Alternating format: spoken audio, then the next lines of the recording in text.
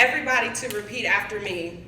I am the leader the world needs. I am the leader that the world needs. I'd like to start by telling you a quick story. It has a challenge, a choice, and an outcome. In 2015, I graduated from Elon University, which is in North Carolina. I graduated with a bachelor's in strategic communications and history. I already knew that I was going to come back home because I love DC. DC is home for me. And I knew that I was going to take the tools and the knowledge, the expertise, the studying, all of that, I was going to bring it back home and make an impact and a difference. I had already started scholarships, but I came back home and I started working as a fellow at a prestigious PR firm or public relations firm in downtown Washington, D.C. I loved the culture of the PR firm. I loved my colleagues. I loved my supervisor. It was strange. I loved everything about this firm. And I was about 5 or 6 months into my fellowship, and they were offering me a full-time position. And at the same time, I had applied for a funder that we had never heard of before that was based in New York, a third-generation family foundation in New York. And we received notice that we were one of the, I would be one of the members of their inaugural cohort of their Social Innovation Prize. It was a $50,000 grant, and I was like, whoa. That was the most money we had ever been offered, right? And it was a grand opportunity. So I had to make a choice. Do I stay at this amazing PR firm, go on and fight, and represent amazing clients, get a nice salary, climb up the corporate ladder? Or was I going to take a risk and not walk away, but was I going to take a risk and go and work for the nonprofit that I had started and created based on my own values, based on my own experience as a child of an incarcerated parent? I started off part-time for $20,000, roughly, right? That's poverty level, but it was a risk, it was a choice, and it was the best choice that I ever made. I stuck with my values. So what was the outcome? You heard Beatrice share that scholarships thus far has provided over $150,000 in college scholarships to students from DC, Maryland, Virginia, like many of you and myself, who have incarcerated parents and they're pursuing their college degree. Because you are public allies, I can safely assume that you are interested in nonprofit work, community work, and or grassroots work. In fact, some of you may already have scholarship funds or nonprofits established, or you may plan to start your own. Good. You are the leaders that the world needs. Some of you grew up in a country outside of the United States. Some of you are the first in your family to have graduated from college or are going to college. Some of you have come from families of immigrants, maybe where English was not your first language. Some of you have come from families with incarcerated parents, incarcerated loved ones, grew up in single-parent homes or impoverished homes and communities. Some of you grew up in homes with parents who stressed the importance of education and the opportunities that it provides. Some of you had parents who encouraged or even required you to come along with them to do community service. Some of you have benefited from nonprofit and community-based services, maybe food banks, child care centers, healthcare. I say all that to say that I know that you get it. You get the importance of paying it forward. You get the importance of blazing a trail, giving to others, showing up for others, advocating for those who may not be able to speak up for themselves or don't have the resources or the knowledge to make the change that is necessary to make the quality of their lives better. The work in serving others and providing access and services, scholarships, mentoring, and support, it is rewarding, but it is very hard at times. Social innovation, creating your own organizations, or leading initiatives, it is rewarding. It gives you a sense of satisfaction and a higher quality of life that perhaps no other industry can give you. But it is difficult at times. Here are some jewels I would like to leave with you as the leaders you are, as you go out, take what you've learned from being a public ally, make waves with your voices, your experiences, your insights, your investments, your technology, and your partnerships. 1, know your values. Know what's most important to you and don't waver. Your values will be the backbone and the guiding principles of your leadership.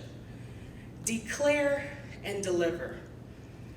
People will often, as a leader, it is important for those who are either following you or supporting you or working beside you to understand what you believe in, what is important to you. So any chance you have, declare your beliefs, declare your commitment. I, Yasmine Arrington, you don't have to say it like this, but for example, I, Yasmine Arrington, am committed to providing college scholarships, mentoring, and peer support for youth who have incarcerated parents. That is an example. And then deliver. Show that you mean business. Show that you are committed. And more people will flock to you, more and more people will support you, and they will want to link arms with you to make change. 2, if what you are doing does not feel right, you feel uncomfortable, evaluate your situation. Try to find a solution.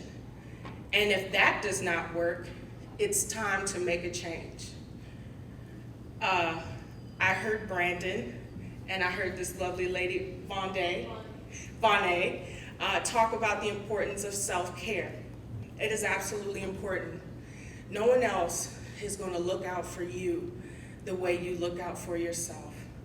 It is okay, to have the best interest of others, but you must sleep, you must feed your body well, you must have outlets, you must, whatever it is that you do, if you don't have an outlet, find one. Whether it's exercise, going to the gym, painting, rapping, modeling, I don't know. Whatever it is, you find it and you keep that. And even though folks may want to control your time, you have to remember your worth, your value to the space that you're in, and only you know how to best balance your life. Don't ever allow anyone to try to control you. You are not robots. You're not to be controlled. You have minds of your own, and you bring tremendous value to the work that you're doing and will do. 3, you will make mistakes. It is necessary for growth. You will have critics. You will have people who don't understand what you're doing. Like, okay, so when are you going to get a real job? Or what is it exactly that you're doing? It's not absolutely necessary for everyone to understand the choices that you make.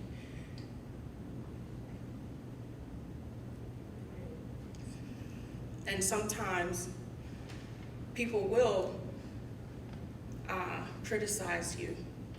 They may assume or think that you don't have good time management. They may think that you don't work harder. You could be working harder. It is important to realize that you will make mistakes. You will fail forward. You will have days that you will be crying to yourself, days that you will be angry and upset. It's a part of the process. And with that, lean into conflict. Don't run from it. Don't be afraid of it. Conflict will arise. and that is my timer. So I'll go ahead and wrap it up. But the last thing I want to stress is, please know this.